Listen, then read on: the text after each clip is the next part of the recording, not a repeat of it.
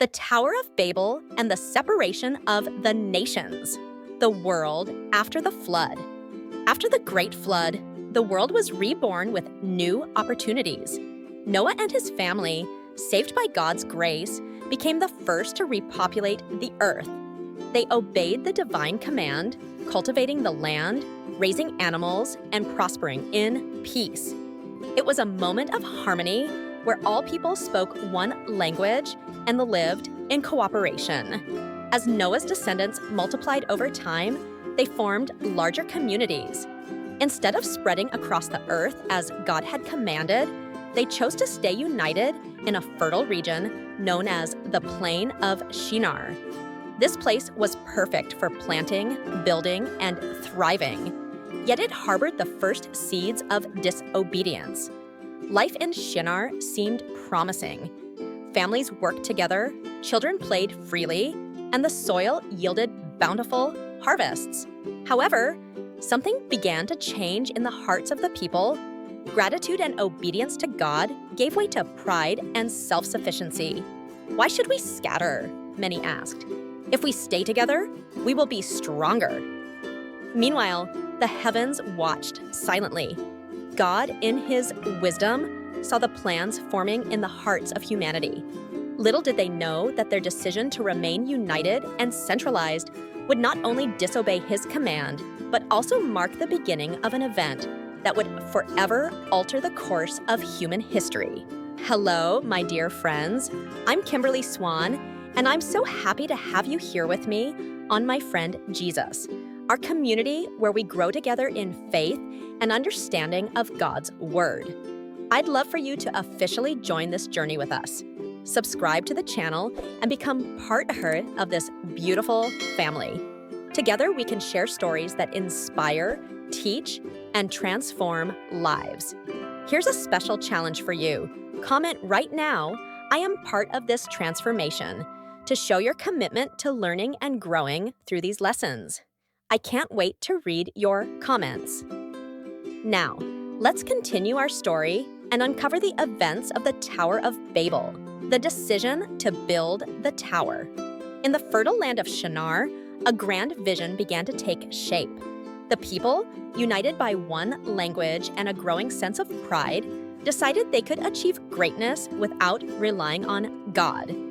Why should we spread out and become scattered? Their leaders proclaimed. Here, we can build a name for ourselves, one that reaches the heavens. The idea of constructing a tower unlike anything seen before ignited the hearts of the people. It wasn't just a tower, it was a monument to their own strength and ingenuity. Brick by brick, they planned to rise above the earth, defying the natural order and demonstrating their independence. The leaders rallied the community. Come, let us make bricks and bake them thoroughly. Their determination grew stronger as they crafted plans for a city with a central tower so massive that it would unify their efforts and keep them from being scattered.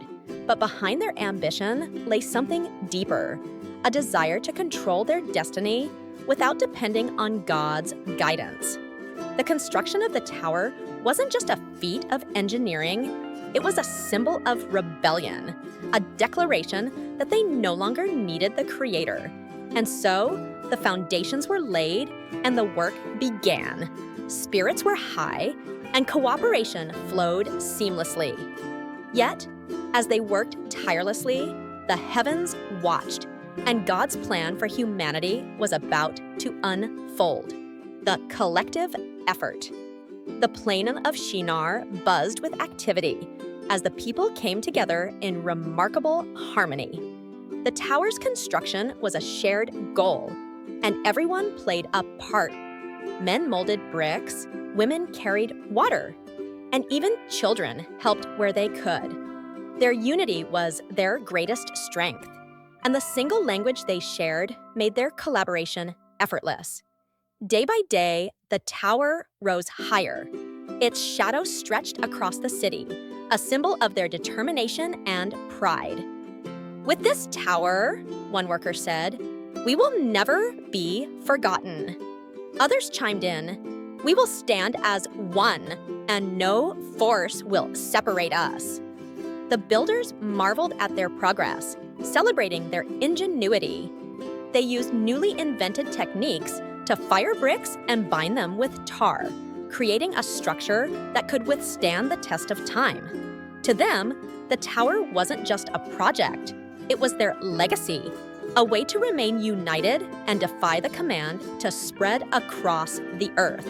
But while their cooperation was impressive, their motives were rooted in pride and defiance. The people believed their strength came from within, failing to recognize that it was God who had blessed them with skills and unity. As the tower neared completion, their confidence soared. They believed nothing could stop them now. Yet high above in the heavens, God watched their efforts, preparing to intervene in a way that would humble their pride and fulfill his purpose for humanity. The divine intervention. As the tower reached unprecedented heights, the people of Shinar were filled with pride. They believed their unity and ingenuity had made them unstoppable. But their ambition had turned into rebellion, and their hearts had strayed far from God's will. From the heavens, God observed their work and their intentions. Though their progress was impressive, he saw the danger of their pride. They sought to glorify themselves rather than him, ignoring the command to spread across the earth. This unity, born of defiance, threatened to lead humanity further away from his purpose. With infinite wisdom, God chose to act. If as one people speaking the same language, they have begun to do this, he said, then nothing they plan will be impossible for them. Let us go down and confuse their language, so they will not understand each other. Suddenly, the harmony among the builders vanished.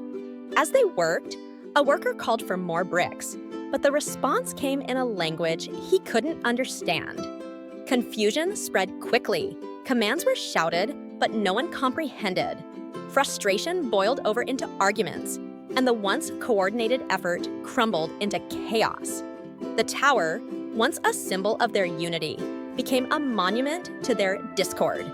Tools were dropped, plans abandoned, and the construction came to a halt. The people, now speaking in diverse tongues, realized they could no longer live and work together. They began to scatter, each group taking its own language and culture, just as God had intended. The plain of Shinar, once bustling with activity, grew silent. The grand tower stood incomplete, its lofty ambitions undone by the hand of God. It became a reminder of the limits of human pride and the sovereignty of the Creator. The people left, dispersing across the earth. The city was named Babel, meaning confusion, a testament to the moment when God humbled humanity and ensured his plans would prevail. The dispersion of the nations. The once thriving plain of Shinar was now marked by silence and abandoned tools. The Great Tower, meant to symbolize humanity's unity and power, stood unfinished, a stark reminder of their failed rebellion. As confusion spread, people naturally began to group with others who spoke the same language. These smaller communities felt isolated from the rest, unable to communicate or collaborate with those around them. Gradually, they realized they could no longer remain in one place. The dream of building a single, unified city was shattered. With no other option, the groups began to move outward, taking their distinct languages, skills, and traditions with them. One group traveled east toward the mountains, while another moved west toward the fertile valleys. Still others set sail across rivers and seas, seeking new lands to call home. As they scattered, the diversity of languages led to the development of unique cultures. Some people began farming and building new villages, while others turned to trade or crafted tools suited to their new environments. The richness of the world's cultural and linguistic tapestry was born out of this divine intervention. Despite the pain of separation, this dispersion was not without purpose. God's plan for humanity was fulfilled. By spreading across the earth, people began to fulfill the command given to Noah and his descendants after the flood, to populate the earth and care for it. From the heavens, God watched as humanity adjusted to their new reality. Though they had defied him, his mercy prevailed. By scattering them, he protected them from the consequences of their unchecked pride and gave them a chance to grow within the boundaries of his will. The name of the city, Babel, meaning confusion, became a symbol of this turning point in history.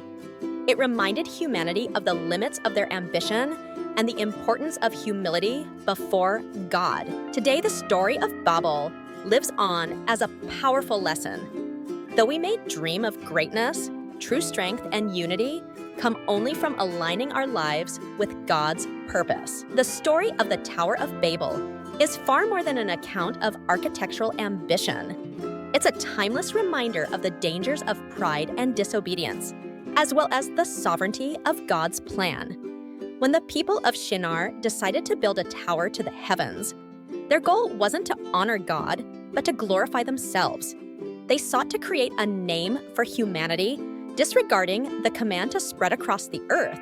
Their unity, though impressive, was founded on defiance, not devotion. God's response, however, was not one of destruction, but of correction. By confusing their language and scattering them, he redirected humanity toward his original plan. In doing so, he demonstrated that even in moments of judgment, his mercy prevails.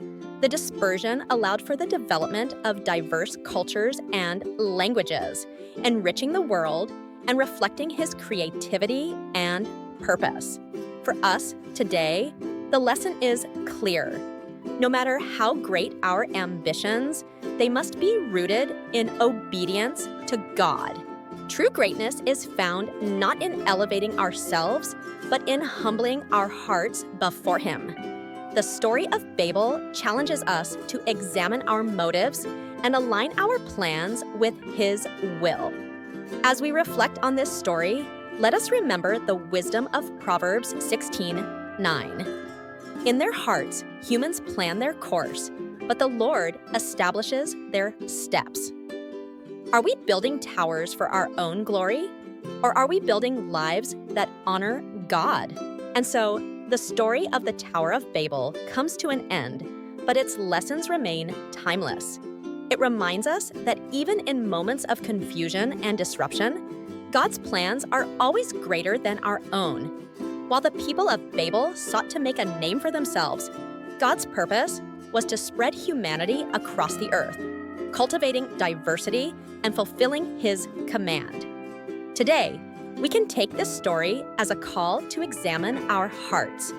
Are we pursuing goals for our own glory, or are we seeking to honor God in everything we do? True unity and greatness come only when we align our lives with His will. Now, as we close this story, I want to thank you for being here on this journey with me. I'm Kimberly Swan, and it means so much to have you as part of My Friend Jesus, a community where we learn and grow together in faith. If this story has inspired you, let's share that inspiration. Comment below, I'm building my life on God's plan, to declare your commitment to living a life that honors Him. Don't forget to subscribe to the channel, join our family, and turn on notifications so you never miss another story. Together, we can continue to explore God's Word and its powerful lessons.